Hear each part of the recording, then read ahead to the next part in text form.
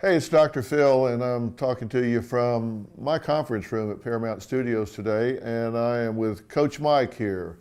Mike Baer, you were introduced to him this season on the show because he's agreed to help me with a lot of the folks that we're working with this season. And you know, he and I were having lunch, and we were talking about this suicide pattern that we've been seeing, and we've got what Kate Spade has tragically taken her life, Anthony Bourdain, Robin Williams.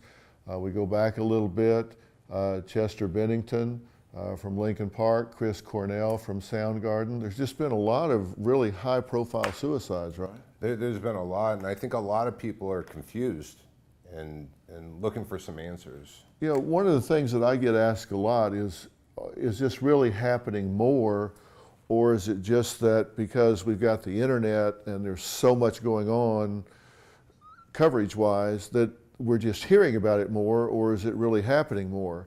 And so I really started doing some research on this. You and I have talked about this, and the fact of the matter is, sadly, suicide rates are up. In fact, there's an increase in suicide rates 25% since 1999. And that's a lot in 18, 19 years. That's a big jump, don't you think? It's really big, considering people can look at healthy options on the internet and who they pursue and what they follow, and there's also the other route, which is people getting into a really dark place. Yeah, and so I dug a little deeper because I said, okay, so if there's been a substantial increase in people that are taking their own lives, who is it? Who are the people that are taking their own lives? And one of the things that was really disturbing to me is that the CDC reports that 54% have no history of mental illness. And here's what that means. That means they are untreated.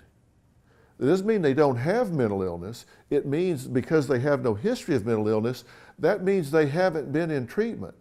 They've had mental illness, most likely, but have not been treated for it because they have no history of mental illness, meaning they haven't engaged a treatment facility, a treatment professional. So they've either had an untreated mental illness or they have encountered some kind of acute stress, grief, abuse, some romantic breakdown, some financial crisis. So 54% of these people had not engaged any kind of mental health professional or treatment facility before they took their life. Which makes it really hard to know their diagnosis, what the treatment plan would be, how to actually help someone. You know, a lot of people out there have friends who they may be concerned about and they don't know how to talk to them. Yeah, but think about it. What you're saying is so important because that means they had not even been through the first line of defense. How many of those people, even going to their first counselor, that maybe they're a counselor at their church, their neighborhood therapist, how many of those, at even the first line of intervention, could have been saved that never reached out? Because the CDC reports further that 90% of the people that do take their life did have a mental illness at the time that they did it. Yeah. 90% of them were not mentally healthy when they did it, which means it wasn't a rational decision. They weren't thinking mentally and emotionally clearly at the time that they took their lives. So I think one of the things that Mike and I are wanting to say is that taking your own life is not something that's done by rational people. It's something that's done by people that are suffering from mental illness, half of which never ask for help. So that's very suggestive of an issue of asking for help, and we're going to talk about that in a little bit. A really shocking statistic that I found is that 60% of all gun deaths are suicides. Wow. 60% of people that die from firearms are self-inflicted. And I was really surprised at that because you think would mostly be people shooting other people, but they're actually turning the guns on themselves. while they're suffering from mental illness and irrationality. And it goes. That's disturbing, right? It's disturbing too, because for the people who are diagnosed as mentally ill and who have been struggling, the fact that they have something so accessible to them to hurt themselves or another person, you know. Yeah, you know, I had an uncle that was a police captain in Texas for like 40 plus years, and I asked him one time why switchblades were against the law, and he gave me an interesting answer. He said, because you can click a button and stab someone, it takes away the step of having to feel that cold blade in your hand, go through the step of opening the knife, and then the operation of actually stabbing someone. It lets the impulse take over by eliminating the steps. He said that's the sense behind a switchblade. It makes it too quick for someone to think. And that's why he said switchblades were illegal, because it really made people that had impulse control problems act irrationally. And that's what you're saying about guns. It's so quick, somebody can just pick up, pull the trigger, and their life is over. And it's a pretty shocking thought. I'm curious, you know, one of the things when we got together and I was asking you questions is to understand a little bit about the psychology of someone who would take their own life. You know, there's so many different theories. It's almost one of those taboo topics.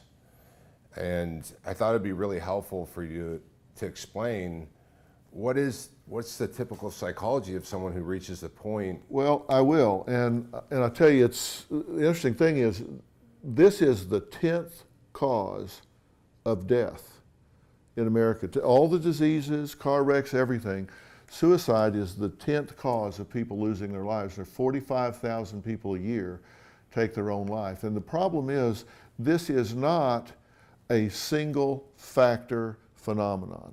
It is a complex, multi-factor phenomenon. And what leads to suicide can be a combination of a lot of things.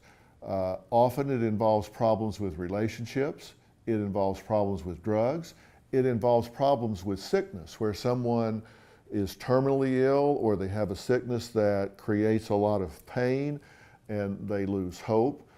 It involves people that have career issues, problems with their job. It involves people that have tremendous financial burdens and they don't think they can get out from under them, or they have big legal problems where they're criminal or civil, but they just feel that they're just completely overwhelmed. And those are some of the complex factors that lead to them and that lead to the decision for suicide. That's not so much about what they talk about with themselves. And I tell you what, we've been on for a while, so I want to do this a couple of more times. What I want to do next, the next time we sit down and talk, I want to talk about what are the warning signs of somebody that is at risk for suicide, whether it's you or somebody you love.